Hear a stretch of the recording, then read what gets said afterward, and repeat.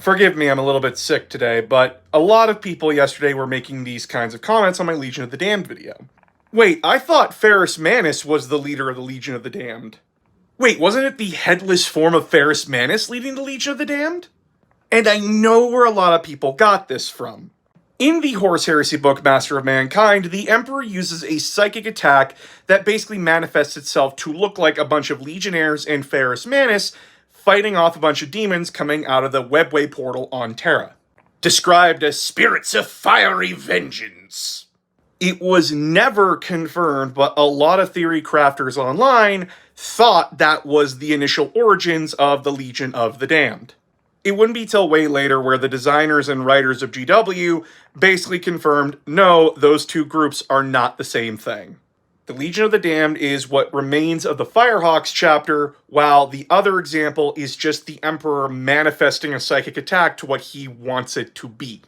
And don't take that as him reminiscing over Ferrus Manus, it's because he thought, what's a strong hammer that I need right now? Oh, Ferrus Manus was a good choice. And I don't know where this headless thing came from, but the leader of the Legion of the Damned is a guy with a skull helmet. We don't know if it's either a sergeant wearing the skull of one of his dead brothers, or a chaplain. But this leads to a wider discussion that I want to have about how theory crafting has fucked over a lot of people when it's come to the fluff of Warhammer. And do not get me wrong, I don't always blame the theory crafters either. You gotta remember, before Warhammer 40k really hit its stride, there was a lot of stuff that we, the community, could only theory craft on. You gotta remember that a lot of the fluff that we got back in the day was from codexes and rulebooks. And back in the day, a lot of Warhammer stories were very self-contained, with the expectation that a lot of these stories or little text blurbs weren't ever going to be answered. Because back in the late and early 2000s and late 90s, Warhammer 40k was a sandbox universe that did not have a progressing storyline.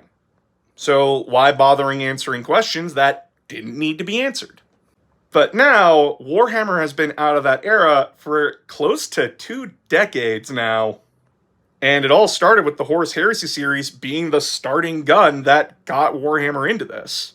Because the Horus Heresy sought to answer the question, what even was the Horus Heresy? And through doing that, they unironically answered a lot of questions that a lot of fans had for so long. And it just kind of kept spiraling from there. There will be a part 2 about this.